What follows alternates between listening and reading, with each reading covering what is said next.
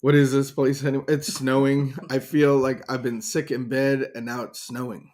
Like, I have not done a good job of organizing everything. I feel like the world has fallen apart while I've been in bed. Oh, it's your fault that it's snowing. Yeah. Wow. That's what I bring to the table.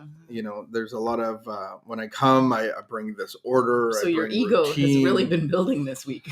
I feel like when I'm sick, like that's what I said to you this morning. When I'm sick, I don't feel very close to God.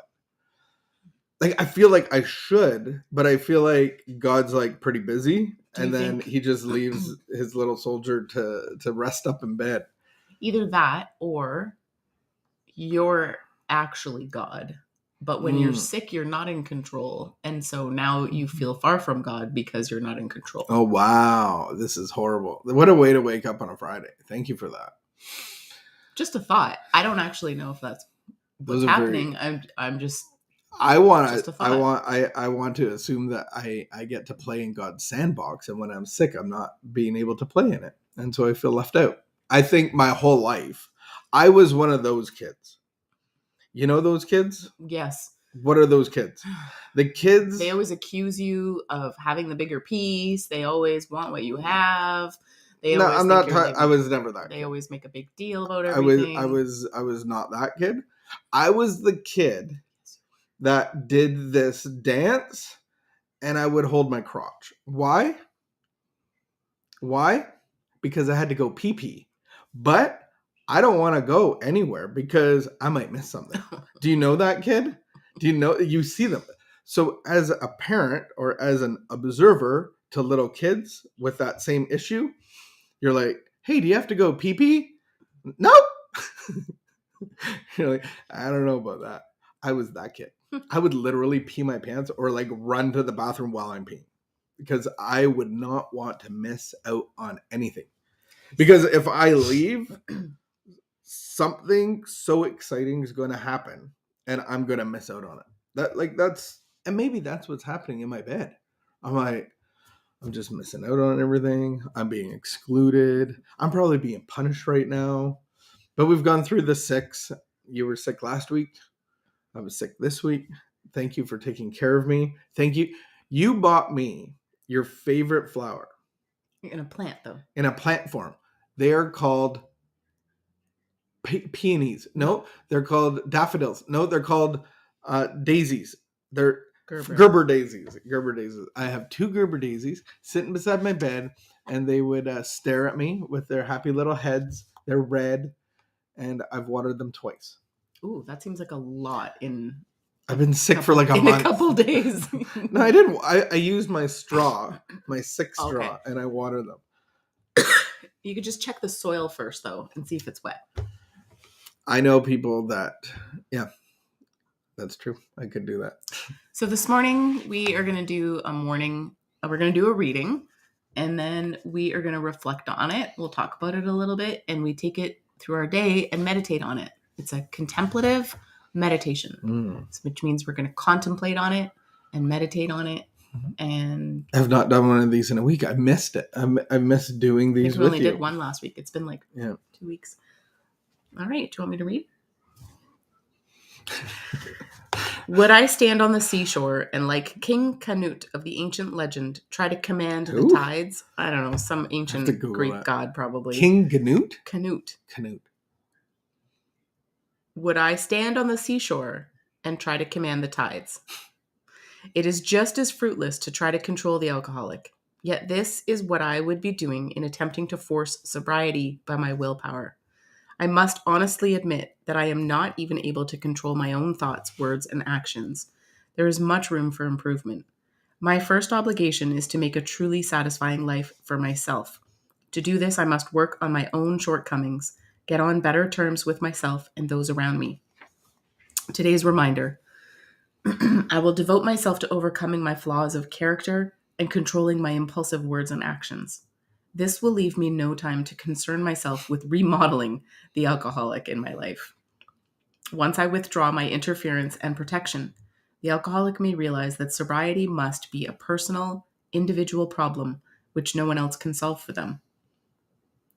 Quote of the day: I pray for the wisdom to know that no other person's salvation depends upon me, but on himself and God. Mm. Mm. I've been really meditating on what I actually have and what I don't. And so even that how it phrased it in the last is like, do I actually get to forgive? Do I actually get to let go? Do I actually get to be saved? Like those are, I really look at those things as God's. Do I actually gain power, or does God have all of that? And because he's given it to me, I am those things, because he comes and resides within us. His kingdom comes within us. So when I look at the powerlessness part, it's like, it's funny that you meant the tide is in here, because in one of my bedtime viewings on the interweb, I found a thing about tides and weather and climate, and I was like, it makes perfect sense, and I probably didn't pay attention in school well, but the tides don't go in and out. And I was like, what do you mean they don't go in and out? We were at like Tide Central. Remember that? The highest tides, Bay of Fundy. The highest tides. We were there, and it was stressful to me because there was so much change all the time. I'm like, well, every 12 hours. I know, like there's water right at the beach, and then you can't even see Not water. every 12 hours. It's every. It was incredible how far, like you can't even see the water. So what do they do then? If they don't go in and out? At this point of the earth, so east and west of the earth, there's bulges of water because of the centrifugal force. So the earth is turning, so it turns into the bulges of water. So the tide's not coming in and out. The earth is just turning into those bulges. Yes. See, I had that face too. It made way more sense in the video with the diagram. You need a science guy to explain it. We need a bit of a science guy to explain that part of it, but there is a video out there. And it was just fascinating to go like... So are you saying that basically there's like suction, and when the earth turns towards those suction cups, the water gets kind of sucked out, and so it looks like the tide's getting out, but really the water's bulging. It's just turning into the bulge. Yeah. No, it's turning into the suction. The bulge doesn't turn. The bulge doesn't turn. The bulge stays there. It can't be a bulge. And the earth turns. No, it's got to be like a suction cup of They literally use the word bulge. Okay, I don't get it. What's your point? That is so perfect that we don't need to get it, because all we need to get is that I can't control the tides, whether they're coming in or out or returning into the bulge. I have no power about the tides. I have no power about my sobriety. That's God's responsibility. And it's my job to be connected to God. And if I'm connected to God, I can be connected to my fellows. And stop trying to fix and control everyone around me. Yeah.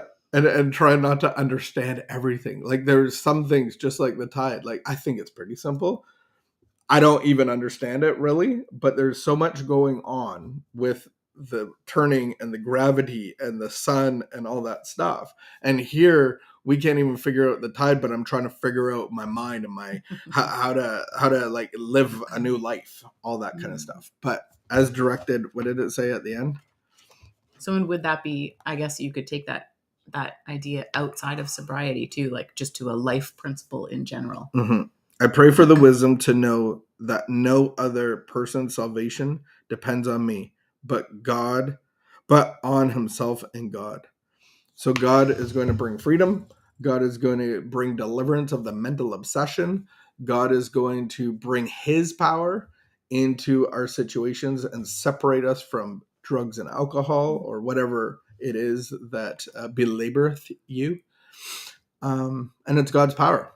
That's how powerless we actually are. We need God's power. We have a lot of willpower, but that really got us into, jails, institutions, and some of us death. All right, we leave you with that on this beautiful Friday morning. Thank you for joining us. It's been a great morning so far. We had a good share this week at our Wednesday noon meeting on honesty. And if you wanted to listen to that, you could go to our podcast, Ashes to Rubies, and you can listen to Joanne share on honesty. Or our YouTube channel. Oh, yeah, on our YouTube channel or podcast. Our main YouTube channel. All right. We will see you this weekend. Have a great time. Keep the peace. Be of good behavior. And we will see you tomorrow.